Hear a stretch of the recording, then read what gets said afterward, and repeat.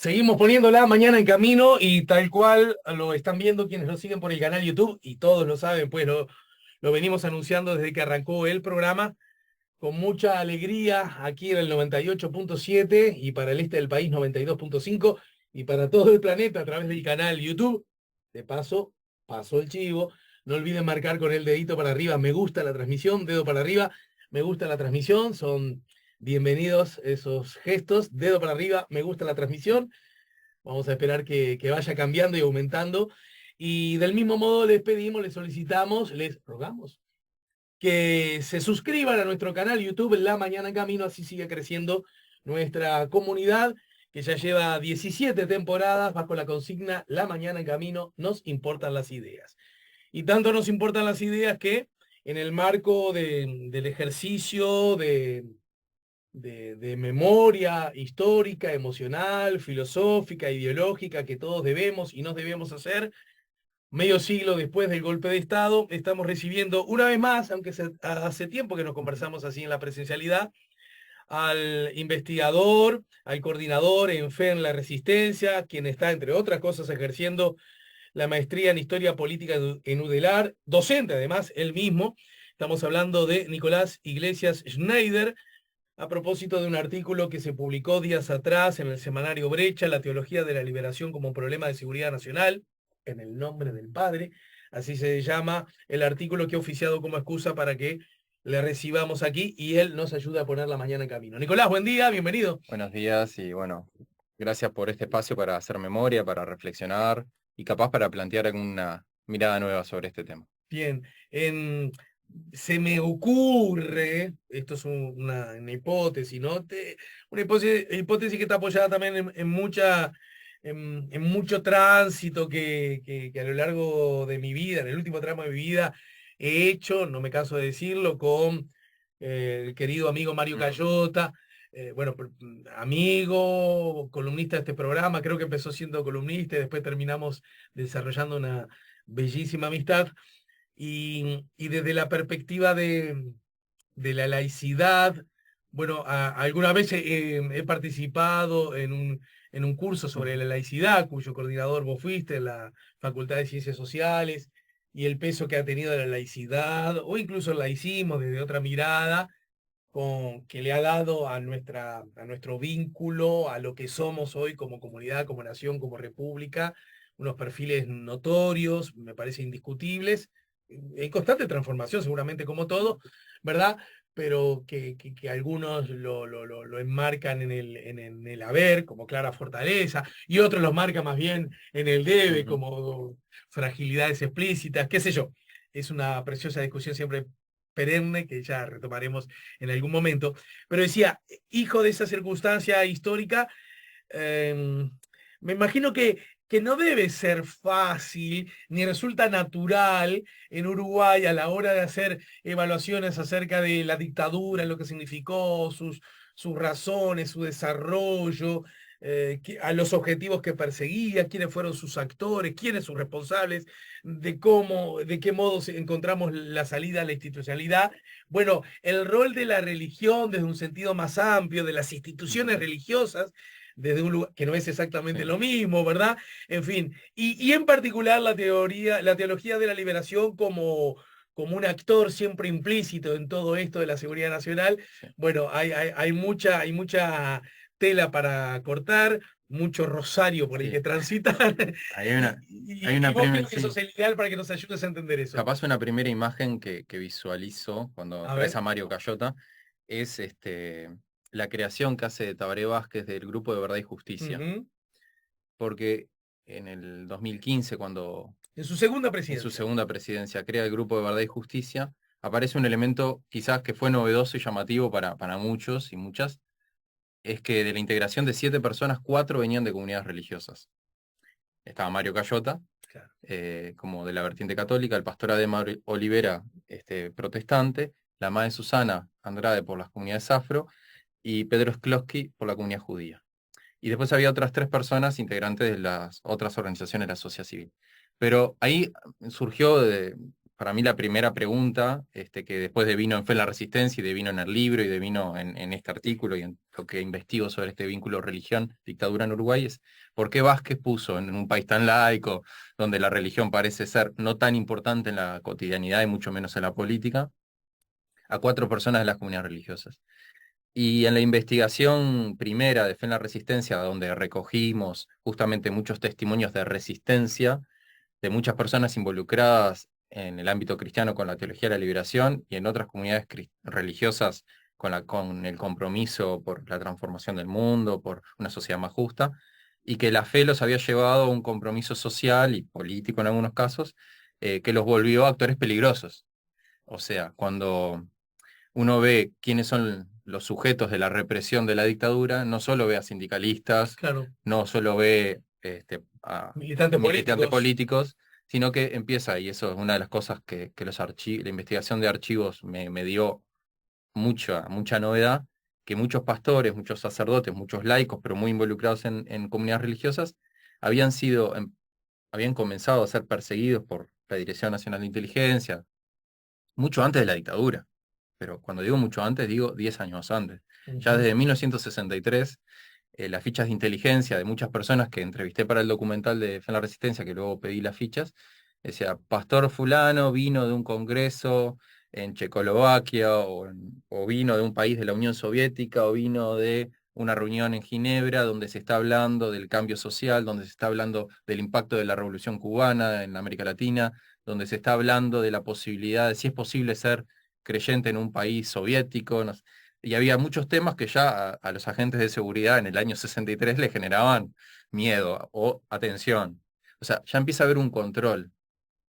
Eh, la teología de la liberación ni siquiera estaba nombrada como tal, Claro, que es un poco, la teología de la liberación se empieza como a denominar con ese nombre hacia finales de los 60, principios de los 70. Quizás a la audiencia le suena, bueno, en Uruguay hubo una figura que no es tan conocida para la en inmensidad teórica y filosófica, que es Juan Luis II. Juan Luis II, un teólogo católico, uno de los más brillantes que tuvo este país, este, que era filósofo y teólogo, porque quizás que era una persona más del mundo de las ideas, ¿no? Conocemos quizás más a los que aplicaron la teología de la liberación en la práctica pastoral, social, ¿no? Pero bueno, antes que apareciera la teología de la liberación como tal, empieza ya a haber un control del Estado. Y eso es otra cosa llamativa en un país laico, voy a decir, que en un país laico el Estado se preocupe de controlar, poner recursos humanos, vamos a decir, a seguir a pastores o a curas, ya en sí llamativo. sí, sí, sí, sí. Porque diría, como Ope Pasquet diría, me pongo en el saco de una persona y dice, no, el Estado no debe meterse con la religión, ¿no? Como una visión del partido digo, Colorado, de una tradición más liberal. Ujú. O sea, no, el Estado debe prescindir de cualquier vínculo con la religión. Bueno, el Estado no estaba prescindiendo, se estaba vinculando para controlarla, digamos, ¿no? A las iglesias desde el año 63, y cuando empieza la dictadura, ni que hablar, los famosos Tira, Alén Castro, que era una de las personas encargadas de ir a los centros culturales, pero también de entrevistar a los pastores, a los sacerdotes, a los laicos que estaban haciendo algún tipo de actividad social.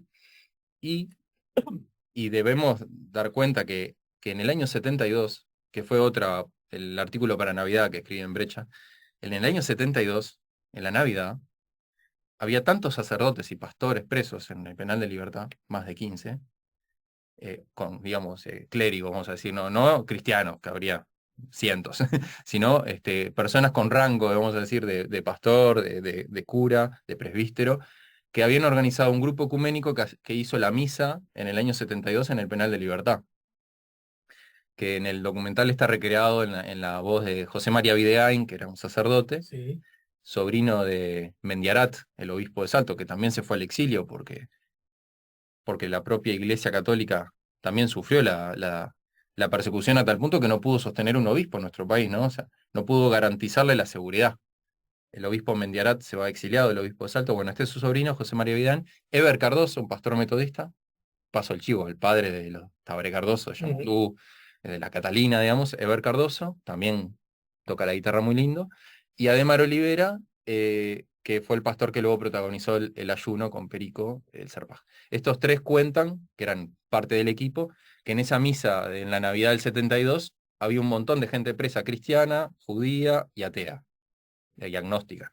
Pero no importaba si eran ateos o no. Muchos, cientos, se arrimaron a esta misa porque precisaban un espacio para encontrarse, para mirarse, para llorar, para transitar ese día tan difícil como es pasar la Navidad en la cárcel.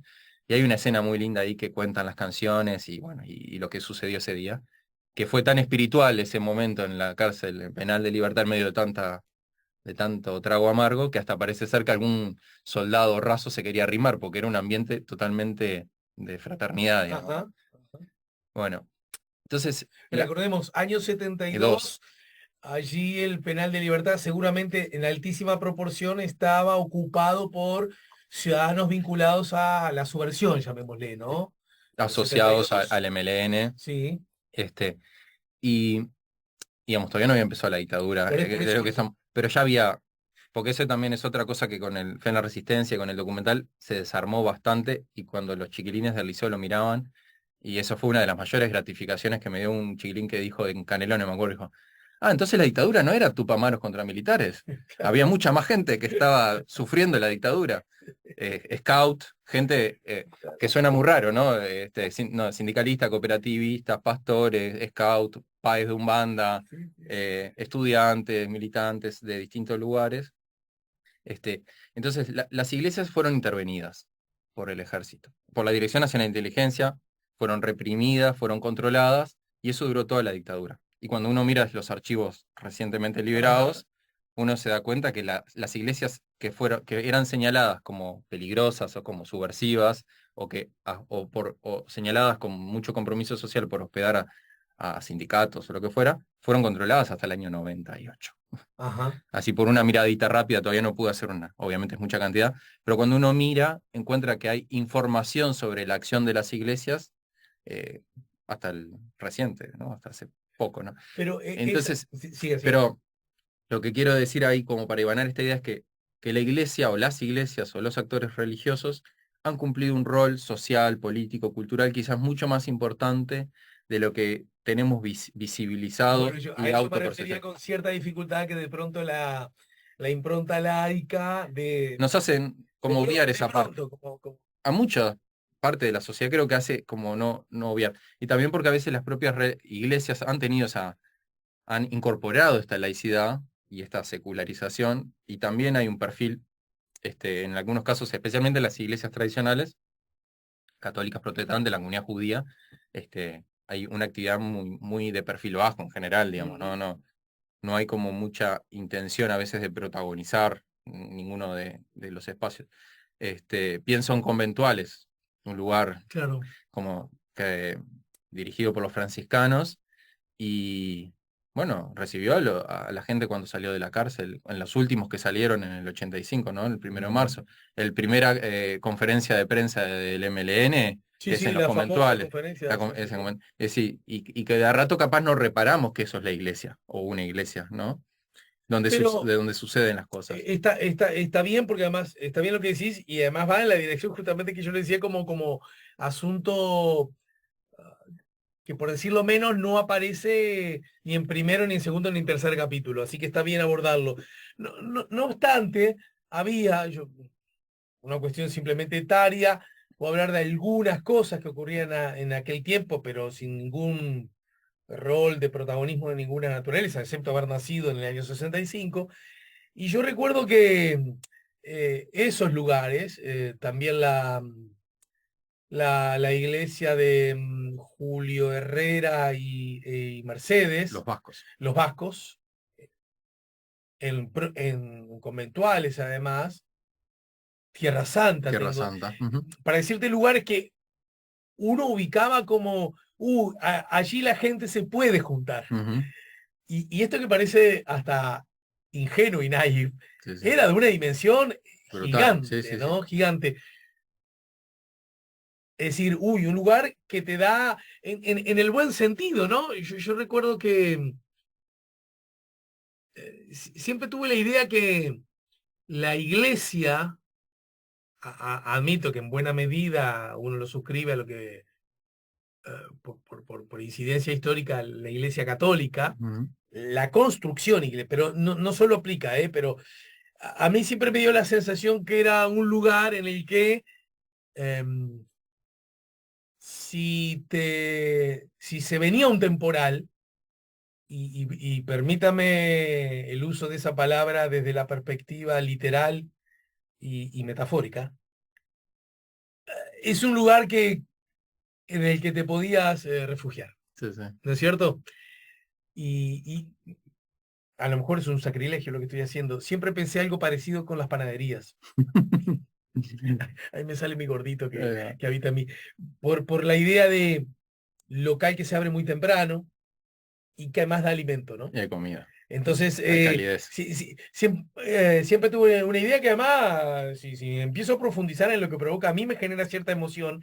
Felizmente nunca tuve, pero la idea es que vos podés venir por una calle oscura, con niebla, Ujú. y sentir ciertas zonas de temores y saber que, uy, allá hay una capilla, uy, allá hay una panadería, ¿no? Nada malo del todo podría llegar a ocurrirme. Sí, Esto es casi una mirada romántica, sí, sí, sí. ingenua y hasta infantil, ¿está? Pero las iglesias cumplieron ese rol y esa es como la palabra que usaste, que es refugio. Es como una de las palabras que resuenan más en las entrevistas de personas que no tenían nada que ver con ninguna iglesia, Claro. que querían tener un lugar de reunión, un grupo de teatro, un grupo de música, un lugar donde contarse nomás como estaban, un lugar donde ir a buscar una canasta de alimento, porque era una Ujú. familia que capaz tenía a sus adultos presos, Sí, gurises a jugar a la pelota también, juntarse a hacer deporte, a la recrearse. guitarra. Y hubo todas esas parroquias que mencionaste y muchas otras, Pozzolo, las parroquias metodistas, muchísimas que fueron esos lugares de refugio y donde sucedieron esos pequeños reductos de libertad, ¿no?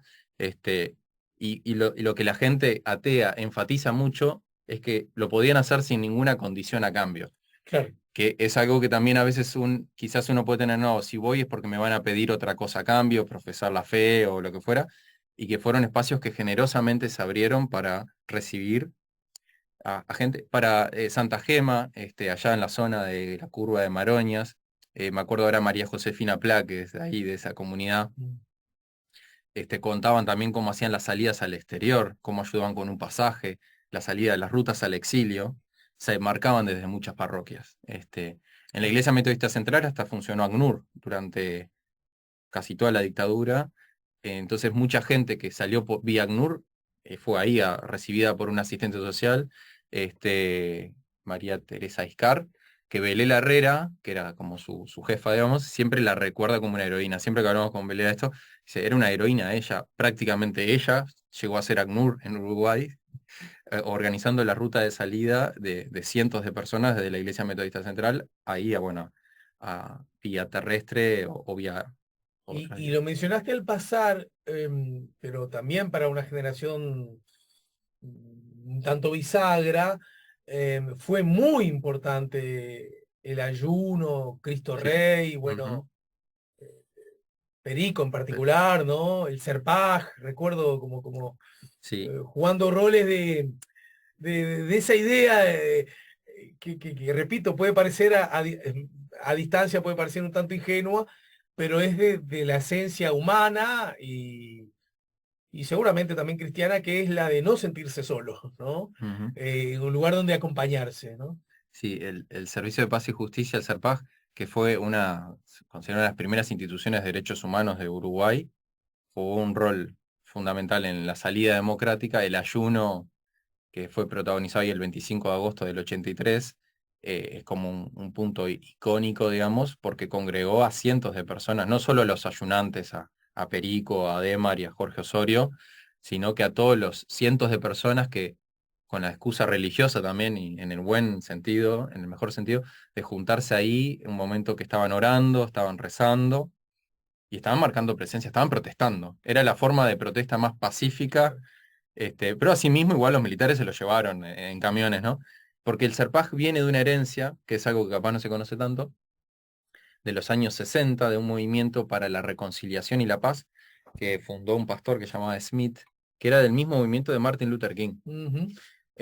Smith era un pastor que estaba en el cerro, que fundó la Casa de la Amistad. Para si hay gente del cerro, seguramente le decían el santo. El tipo era un gringo, Gringo, digamos, era un norteamericano. estadounidense que era de este mismo movimiento de pacifista.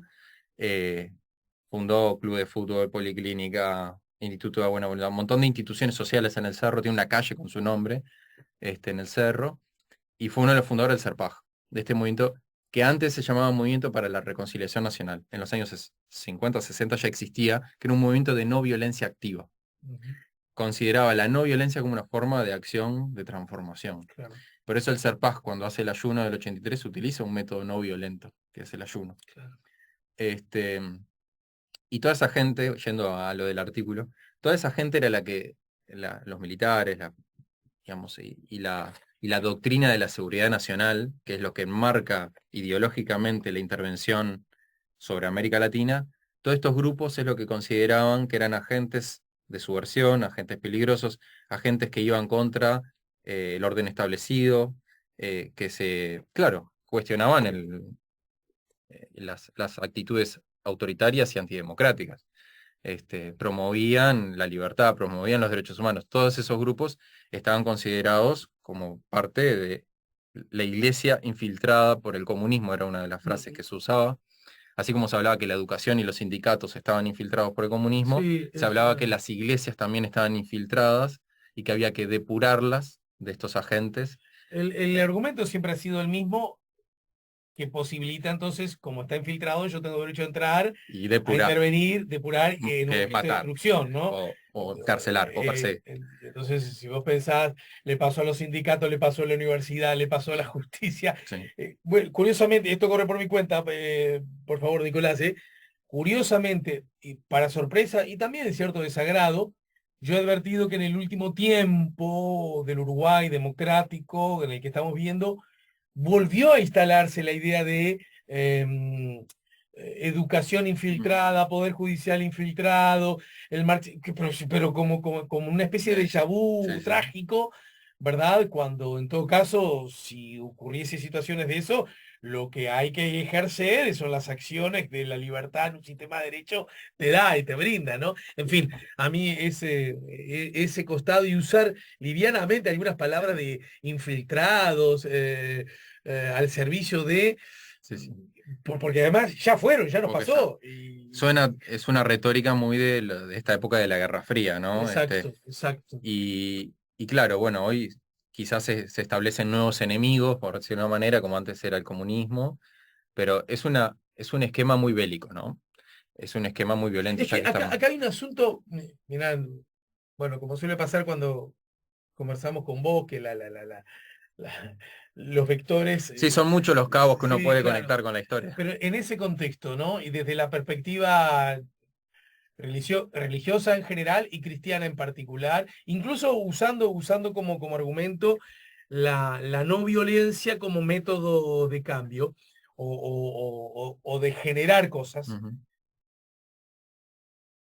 porque en algún punto la violencia, ins- las formas de vínculo violento son patrimonio de alguna forma de poder, ¿no es ujú. cierto?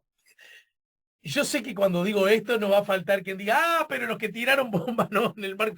Y además, en particular, eso es un reproche que a mí ni me afecta porque creo que desde toda perspectiva fue un error. Soy de los que tiene una mirada muy crítica y que lejos de acumular fuerza, generaron fuerza en la estructura violenta, Ujú.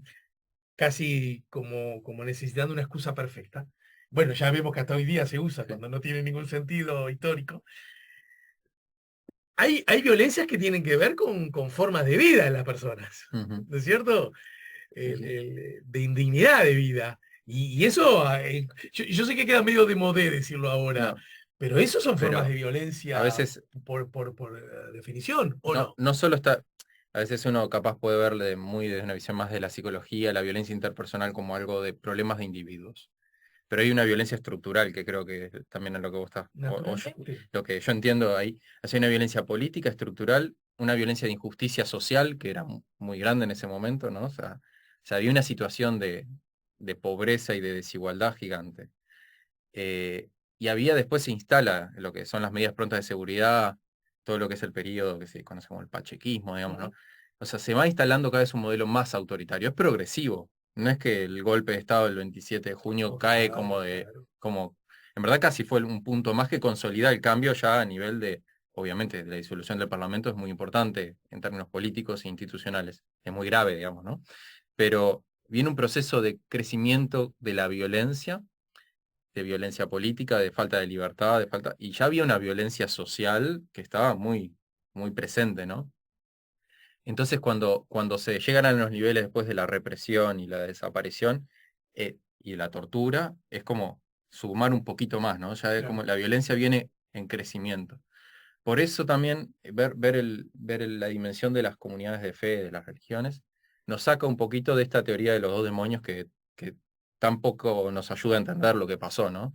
Porque lo que se quiso instalar con la dictadura no fue desaparecer el MLN, porque el MLN en el 72 estaban Sí, casi claro. todos adentro, digamos, de la cárcel O afuera del país. o afuera del país, sino que durante el periodo dictatorial se instaló primero una, entre comillas, depuración ideológica, o sea, se quiso controlar e instalar un modelo de sociedad, un modelo de educación, un modelo de familia, por eso es en el nombre del padre, hay una mirada patriarcal, diríamos, una concepción de familia eh, particular. Por eso uno de los grupos que más apoya la Claro. dictadura, y para hablar un poco, no solo hablar de los que resistieron, que hablar de quienes apoyaron Bueno, desde la fe, te me desde... adelantaste porque estábamos, Sí, y está bien que así sí, sea, señalando de alguna manera a quiénes, quienes persiguieron. pero, y va en formato de pregunta, ¿no? Parece ser muy claro el rol, la incidencia, la figuración ya no disimulada, sino Ujú. definitivamente explícita que ha tenido la Iglesia Católica en las dictaduras, por ejemplo, de Argentina y de Chile, ¿no? Sí, sí. ¿No? Parece ser muy claro, Más ¿no? claro, sí. Con presencia, con fotos, en países donde además la Iglesia ya Es parte del jugaba Estado. un rol mucho mayor, ¿no es cierto? Bueno, aquí en Uruguay, en el marco de la dictadura, vos señalabas grupos que al revés, jugaron un rol de resistencia, ¿no es Sí. cierto? Pero no todo fue así, Ujú, y también estuvieron, desde la pregunto, desde la perspectiva institucional de las iglesias, y en mm, particular en las de mayor influencia en nuestro país, hubo, ¿qué pasó con aquel ujú. momento histórico? Sí, de la perspectiva institucional, si uno dijera, bueno, la conferencia episcopal tuvo una actitud crítica a la dictadura, criticó las torturas y las desapariciones, criticó casi por unanimidad, salvo dos obispos, que había dos obispos que eran más proclives y terminaron luego explicitando muchas veces su apoyo a la dictadura, que eran Monseñor Corso y Monseñor Balaguer, Ujú. este, obispo de Minas y de Maldonado en algún momento, los dos, Corso y Balaguer. Entonces, en la conferencia episcopal hubo una postura mayoritaria de crítica a la dictadura y una posición minoritaria pero importante de estos dos obispos, que después tenían otros grupos vinculados que sí tenían una postura bien favorable a esta instauración del régimen, que iba a decir justo el más famoso, quizás que por su trascendencia, fue Tradición, Familia y Uf, Propiedad, la claro. TFP, que quizás en la audiencia haya personas que recuerden porque tenían una vestimenta, unos banderines, como una Unos presencia, unos estandartes, ¿no? estandartes, que en el interior, incluso las puertas de las parroquias, bueno, juntaban firmas para destituir a Monseñor Bartelli, por ejemplo, que era el arzobispo de Montevideo, que tenía una postura crítica a las violaciones de los derechos humanos. La TFP y otros grupos juntaban firmas para destituir a Monseñor Bartelli. La TFP quizás es como el grupo más icónico de esta época del ámbito católico. Pero, bueno, después había otros grupos menos importantes, como Legionarios de Cristo, pero el que más persistió en el tiempo fue la TFP. Porque incluso sacó libros, que uno se llama la Iglesia a la deriva, aliada del comunismo, que es un libro que tuvo un tiraje grande, como de 10.000 ejemplares, y en las ferias los puede uno seguir encontrando. Ujú. Un libro que era denunciando toda la infiltración, entre Claro. comillas, comunista de la Iglesia, en la Iglesia católica, en las iglesias protestantes, especialmente atacando ahí a los metodistas. Y después en el sector evangélico, justo hablábamos antes del micrófono y cuento algo que no es la primera vez que lo cuento, así como hace poco estuve en el archivo de Estados Unidos del Billy Graham Center, que es Billy Graham, bueno, es uno de los evangelistas más famosos del siglo XX, un predicador evangélico estadounidense. Tiene un archivo en la Universidad de Wheaton College, que es una universidad en las afueras de Chicago, Y bueno, ahí pude dar cuenta de la inserción de algunos grupos evangélicos vinculados a la derecha religiosa estadounidense, que ya en los años 60 tuvieron algunos intentos de operaciones en Montevideo. Ah, mira. Eh, que algo ya habíamos, con Diana Barrales en el libro de qué lado está Cristo, algo ya habíamos consignado, porque teníamos algunas pistas que el embajador Hoyt, que era el embajador estadounidense en el año 65, tenía algún vínculo, bueno, pero al ver los archivos uno tiene la certeza de que no era solo una hipótesis, y encontré las cartas donde este grupo, uno de los grupos que más operó, que sigue operando hasta hoy en el lobby evangélico de la derecha estadounidense, es conocido quizás por la audiencia por la serie de Family. Es un grupo de lobby que organiza cada año un desayuno de oración con el presidente de Estados Unidos, desde Eisenhower, desde Ike Eisenhower hasta la actualidad. Presidentes demócratas y republicanos, Sí, sí, ninguno sí, ha sí, sí. faltado en enero de cada año. Y ese grupo intentó organizar estos desayunos de oración también en el Uruguay. Eso es como la novedad de mirar estos archivos. La serie en Netflix está muy buena de Family. Y Me estaba preguntando si sí, aún puede sigue verse, estando, si sigue que estando. estaba hasta hace poco. Ha estado muchos años ya la serie, que capaz ya mucha gente la ha visto, pero todavía hay gente que la puede llegar a interesar. Y ahí uno ve cómo grupos de presión religiosa operan y hacen lobby en los parlamentos, en democracia, y en dictaduras en presión junto con los dictadores, ¿no? Ujú. Este, en Uruguay diría que el otro grupo, bueno, este grupo fue, diría, poco influyente en Uruguay, fracasó en su intento, es lo importante decir. Quiso instalar ese modelo de desayunos de oración, invitaron, pero no funcionó en Uruguay el modelo. Sí, sí, sí. Funcionó en Brasil, pero eso lo dejamos para otro día. Dale, dale. Pero sí funcionó en Estados Unidos hasta Porque el día de funcionó hoy, en Brasil, ¿no? porque sí en Brasil funcionó, en Uruguay no funcionó, pero el otro grupo que sí tuvo una actuación muy importante en dictadura, y hace poco tuve la oportunidad de hacer un trabajo para la televisión japonesa a partir de eso, es el grupo Moon, la Iglesia de la Sí, Unificación del sí, claro, Reverendo Moon. claro. Que quizás a esto de la gente de mi edad para arriba, porque yo me acuerdo de ver los Moonies, como le decían, el padre Elizaga, Julio Elizaga, era un sacerdote católico que los investigaba mucho porque incluso sufrió Sí. varias amenazas. De, Elizaga, no un sé si sa- el término justo, un experto en sectas, ¿no? Sí, pero también un Bueno, sacerdote era no experto, sí, investigaba sí, mucho sí, el tema de las exacto, sectas ahí. y párroco de la parroquia de Belén ahí en Malvin Norte. Pero bueno, el Grupo Moon se instala en el 78 en Uruguay. El Grupo Moon se instala en toda América Latina, en todas las dictaduras, o sea, durante las dictaduras. Se instala con Stroessner, se instala con Pinochet, pero por distintas razones, algunas místicas y otras mucho más claras económicas, como que somos un paraíso fiscal para estos grupos que quieren mover dinero, se instalan en Montevideo para operar en toda América del Sur. O sea, la base del Grupo Moon para América Latina es Montevideo. Compran el Radisson, compran el Últimas Noticias, compran la imprenta, compran luego también un frigorífico allá en el cerro, compran, compran la que era la residencia de la Embajada de Argentina ahí, Una gallina graciada. compran muchas cosas inmobiliarias grandes, y el reverendo Moon era un profundo anticomunista. Cuando digo profundo es que operó en Asia primero, que eres coreanos, de Corea del Sur. Primero en Asia, después en toda América Latina con causa que era su brazo político. Ujú. Este, Aquellos casamientos multitudinarios, ¿verdad? eso es un poco más en los 90, que es cuando tienen como el auge. Tenían el banco de crédito también, Ujú. tenían un montón de empresas, ¿no? Eh, hicieron una vez una reunión con unas 10.000 o 15.000 personas, y un casamiento en el cilindro, en lo que era el cilindro. Bueno, el reverendo Moon fue otro de los actores que se instalan en Uruguay con mucha fuerza durante la dictadura porque compartía el anticomunismo duro. Este, y otra de las cosas que he investigado y que han dado mucha luz para mí, en ver que esto no eran solo personas o grupos religiosos aislados, sino que también había una articulación con los militares, y entre ellos son unos congresos que llamaban los Congresos Anticomunistas Latinoamericanos, Mm. que hubo uno muy importante en el 77 en Asunción, donde participaron justamente muchas personas vinculadas a la TFP uruguaya y al gobierno, o sea que tenían esa doble membresía, o sea, eran personas del gobierno de la TFP.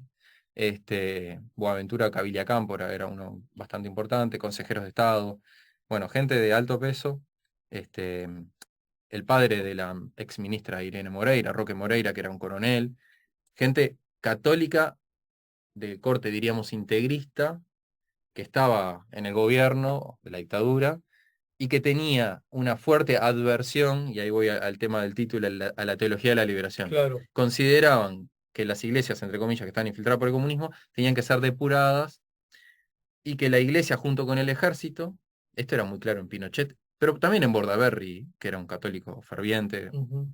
Juan María Bordaberry, creían que tenían una misión salvífica.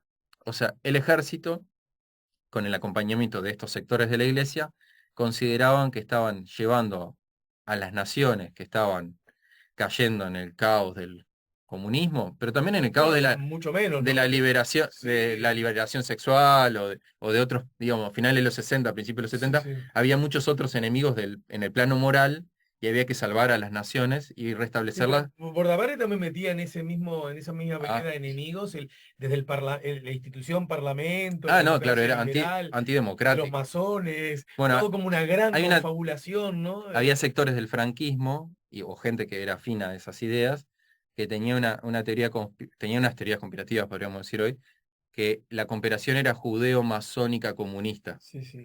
Esa era esa tríada que eran las que de alguna manera estaban haciendo caer a la civilización occidental y cristiana. O sea, al fin de cuentas ese es el relato.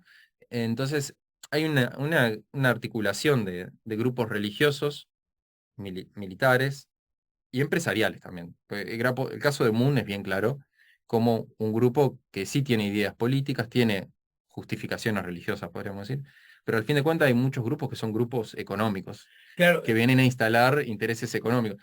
Y bueno, y hay grupos como Moon, claramente que a veces es difícil distinguir dónde termina la iglesia o la religión y cuándo empieza. y dónde termina o dónde empieza el entusiasmo por recibirles, ¿no? Sí, Que también. de pronto podría ser, bueno, mira, acá dice cosas media que a mí no me funciona del todo, pero bueno, viene a invertir y esto desde el punto de Bueno, vista bien. de la economía puede ser una buena nueva. ¿Quiénes fueron los testaferros del grupo Moon? Esto sería para el Charleta Gunderson, los primeros testaferros, ¿no?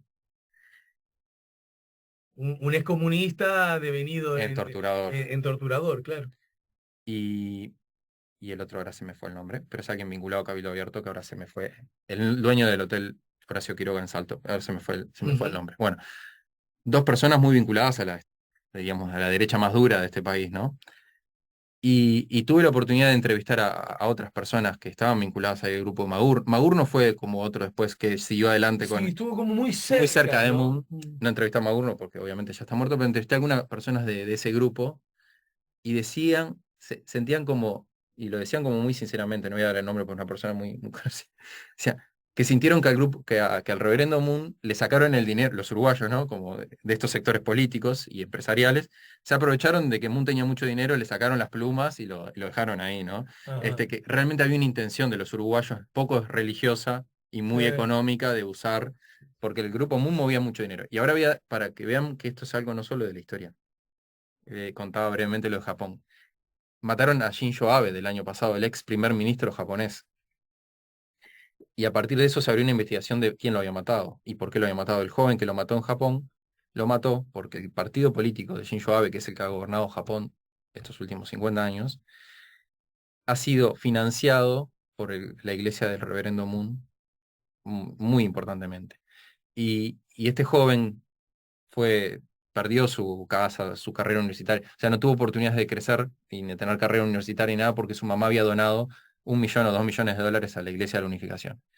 Y quiso matar a alguien de la Iglesia de la Unificación por la rabia que tenía, la frustración con el mundo que tenía, y no lo logró y mató al ex primer ministro porque estaba muy vinculado a la Iglesia de la Mm. Unificación. A partir de esto, que fue un escándalo en Japón, porque en Japón casi no hay armas, o sea, no pasa mucho esto de que matan gente tan fácilmente, se abrió una investigación y se empezó a descubrir cuál era el rol político que tenía la Iglesia de la Unificación en Japón. La Iglesia de la Unificación es coreana, pero tiene mucha presencia en Japón. Y se descubrió que un buen porcentaje de este partido liberal japonés, que es el que gobierna, no me acuerdo de X, 30, 40%, era de personas de sus cuadros políticos estaban financiados o vinculados o con relaciones con la Iglesia de la Unificación. Esto para ver que a veces determinados grupos logran efectivamente meterse dentro de las estructuras del poder partidario, ¿no? En Uruguay no tenemos esos casos, pero en algún momento el Grupo Moon financió sectores importantes de. Un dato que en todo caso conviene para cerrar Sí, este asunto vinculado a Moon, ¿Desde cuándo es que está entonces en Uruguay? desde el 77-78. Bien, Pero su declive, o sea, su auge fue en los 90, porque te iba a decir, su auge fue por lo menos 10 años después. sí, porque fueron comprando de a poco el Radisson, el Banco de Crédito, Sí, sí. imprenta, diario, radio, cosas, pero la residencia, pero ahora está como en un declive, no tiene más de 100 miembros. Y ahí, en Uruguay. Y ahí vamos, la cuestión de cuando te das Y cuenta, eso, y esos emprendimientos económicos, el único, ninguno existe, el hotel creo. nomás, creo. Pero el hotel ya no sé si con... Parece ser que sigue siendo. Ah, No es muy, hasta donde puedo porque averiguar, tuvo sigue. una reconversión, ¿verdad? Cuando creció y todo eso. Pero parece ser que sigue, hay capitales. Y la residencia ahí en Agraciada sigue siendo de la Iglesia de Sí, sí, Unificación. sí. Sí, hermoso lugar, patrimonio histórico. Pero bueno, Paréntesis, nunca voy a entender cómo Argentina dejó ese lugar maravilloso, eh, ¿no? Tan emblemático para más. lo está manteniendo. Entiendo, hay un garden, hay días que se puede entrar, pero No, no no, es tan no, que fácil. Argentina Ah, lo haya, haya entregado. sí, lo vendió, no sé qué Vendido, ya. sí, sí. Argentina tiene que tener una semejante embajada y esa estaba a la altura. Bueno, esta pavada mía. Y es verdad que desde el punto de vista estético luce mucho más lindo Es muy ahora, lindo. ¿no? Sí, sí, es muy lindo el Eh, lugar. Este, Creo que en los días del patrimonio se puede sí, visitar. en los días del patrimonio, la Quinta Berro, ¿no? Sí, Digo bien. no La sé ex si es la Quinta Berro. quinta. ¿Sí? ¿Decís que sí? Sí, bueno, ahí en Bueno, Agraciada hay sí, esa era muchísimos. graciada, ahí yendo para el Paso Molino, Es ¿no? Quinta Berro, En la sí. altura del Prado. Para porque me quedó una Sí. cosa que déjame citarte a vos. En un continente con una fuerte matriz cultural cristiana, el discurso religioso fue el sostén moral y simbólico de la estrategia de propaganda y justificación de dictadores latinoamericanos, ¿no? Era como casi natural que Ujú. eso ocurriese, ¿no? Es por ello que la doctrina de la seguridad nacional, en alianza con sectores eclesiales anticomunistas, desarrolló también un discurso religioso de restablecimiento de una nueva cristiandad o una sociedad basada en los principios de tradición, familia y la propiedad. Esto señalas vos a propósito de la teología de la liberación como problema en la seguridad Ujú. nacional. Y decís, en la historia del cristianismo siempre han existido dos corrientes teológicas contrapuestas. Una teología de dominación monárquica y sacerdotal, alineada con el poder de turno, y una teología de los márgenes de los excluidos. Casi, casi podríamos decir una Ujú. perfecta combinación del marketing y sobrevivencia en una gran institución, ¿no? Es decir, atender A los dos lados. a los dos lados y ser bien representativa de ambos intereses, ¿no es cierto? Eh, Tema que alguna vez podemos abordar con su auxilio, Sí, sí, seguramente por más favor. temprano que tarde, ¿verdad? Y señalas, a partir de los años 60, también en Uruguay se originó una polarización política en el campo religioso, especialmente en el cristianismo, un Ujú. poco lo que señalamos.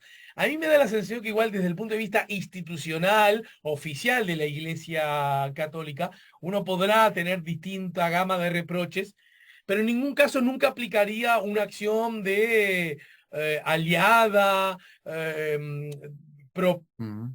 propagandística o incluso de complicidad con lo que significó la dictadura como quiebra institucional en general, pero además como perpetradora del terrorismo de Estado y de la violación de derechos humanos en particular, Sí, ¿no? tal cual. Eso a la iglesia uruguaya, No se le puede institución, decir. no se le puede adjudicar, Sí, ¿verdad? y ahí capaz a veces tenemos como una mirada construida muy. Por la falta de información sobre el tema, compramos un poco la imagen de la Iglesia Católica Institucional Argentina. Me parece que Entonces, hay algo de eso, a sí. veces es como un trasvase de imágenes, entonces a veces quizás hay gente joven que no vivió la época, que no tiene ninguna referencia vivencial, y piensa que la Iglesia Católica Uruguaya fue como la Argentina, que fue cómplice hasta del secuestro y de la venta de bebés y un montón de cosas atroces que No, sucedieron en Argentina. definitivamente no. En Uruguay no sucedió eso y la institucionalidad estuvo bastante al servicio del ser refugio, quedarnos con esa imagen. Y sufrió la Iglesia Católica y la Iglesia Metodista, quizás las dos más claras en eso, pero también la Iglesia Valdense, y también otras pequeñas comunidades en el interior, mucha violencia del Estado. Y eso también es otra cosa que no tenemos muy visible. El Estado ejerció violencia sobre las personas creyentes y sobre las instituciones, violentó los templos, entró a los lugares, cristianos, judíos, afrumbandistas. Me contaba un padre del cerro, me decía, solo porque vestirte de blanco te llevan para dentro del camión, porque no estabas del lado del status quo. Ahí, digamos, ¿no? Aparte de todo el tema de las religiones afro, no religiones de pobres y todo eso. Nada una cuestión ideológica, solo una cuestión ¿Y qué pasaba? discriminatoria, diríamos. Y qué Más pasaba, básica. Nicolás, desde el punto de vista, diría personal, aunque eso nunca Ujú. estuvo solo, pero con los los gobernantes, es decir, los generales, los que estaban al frente de los ministerios, ni hablar al frente de las armas, y su vínculo con lo religioso, ¿verdad? Lo digo porque, por ejemplo, ahora tenemos como en el panorama político uruguayo, una novedad, que Cabildo Abierto es una novedad, ¿verdad? Un partido nuevo que además obtuvo una muy interesante caudal electoral, que además terminó siendo, por cuestiones de las circunstancias electorales, un actor necesario para la sobrevivencia de la coalición, en igual dosis que el Partido Colorado. Sí, Esa es una sí, sí, novedad, en igual dosis, más bien. ¿no? Sí. Pero además liderado, y ya no solo por un hombre, un general, un hombre del ejército, además un hombre muy explícitamente religioso, católico, ¿no? Sus tres líderes, diríamos, ¿no? Domenech Y y Domenech, Manini y Irene también, digamos, menos, y pero Domenech diciendo incluso otra novedad, y qué sé yo, pienso en la calle Herrera, también un hombre de cristiano practicante. practicante, ¿verdad? Yo no sé si existe en los antecedentes históricos, puede que los haya, alguien que sostenga Manini Ríos enviado de Dios, ¿verdad? Una cosa que, Sí, sí, ¿no? sí. Yo Y que muchas iba a la expresiones en escuelita dominical de mi abuela, que era evangélica, ¿no? Y que yo, y el título enviado de Dios es el grande. enviado de Dios, la pucha, ¿no? Y pienso en Jesús y todas las cosas que hizo, ¿no? Y Domenech lo dijo en esos términos, Sí, ¿no? sí. Es como una novedad. Por eso decía, ¿qué pasaba con los generales de la época? Cero, Sí, como bien promedio uruguayo, más bien poca bolilla a lo yendo a religioso. Mario Cayota, Sí, que lo traías, yo me dice, yo de todos esos generales que se llamaban católicos, yo a ninguno los vi en misa. claro, Eso era la expresión de Mario. Y decía, pero bueno, debo reconocer que tristemente para mí, Bordaberry era católico practicante. claro. Entonces Mario, sobre esta pregunta, decía, como que los generales, esos que quizás, claro, había una puja entre masones y católicos en el ejército que es bien compleja, que existe hasta hoy probablemente, pero había un catolicismo muy, como yo le llamo, un barniz católico. Gente que tiene una cultura católica que quizás le funciona políticamente, como quizás a Domenech, hacer algún tipo de performance religiosa, enmarcarse culturalmente sobre el catolicismo, pero en realidad no son personas de misa de los domingos, digamos, Ujú. ¿no? Eh, entonces yo no viví la época, pero pensando en Mario, que como informante muy calificado, decía que no había muchos generales realmente católicos practicantes de esos mandos. Otra cosa es la fe personal, que ahí sí es como no, y eso sí tengo testimonios de la gente que estaba presa y que capaz se encontraban que el que lo estaba cuidando en la cárcel era un hermano en la fe, evangélico o católico, y que se daban a veces conversaciones, pero más de soldados rasos, que sentían empatía porque estaban ahí por las circunstancias que no eligieron estar y a veces cumpliendo órdenes que no querían cumplir, Entendido. y que a veces había cierta solidaridad entre personas que decía, bueno, se pasaban una Biblia, o sea, hay como pequeñas historias, microhistorias de estos soldados rasos que seguían siendo creyentes a pesar de que les tocara una parte muy compleja y muy fea en la historia. Pero bueno, me quedo también con la frase de Mario de que esos grandes generales no los veían a misa. En todo caso, yo lo que le diría a los oyentes y televidentes a través del canal YouTube, que si pueden, lean el artículo, está en Brecha, bueno, está en la edición impresa, pero Ujú. también en la edición digital. Dos cositas en el final. Primero, porque dije suelto de cuerpo coordinador de Fe en la Resistencia. Y a mí que hay algo que siempre cuando escucho radio, paso escuchando radio que me fastidia un poco y es Sí, en no, general la dar idea que por todo el hecho. mundo sabe de qué estamos hablando. Entonces, tomate medio minuto para decirnos qué es Fe en la Resistencia.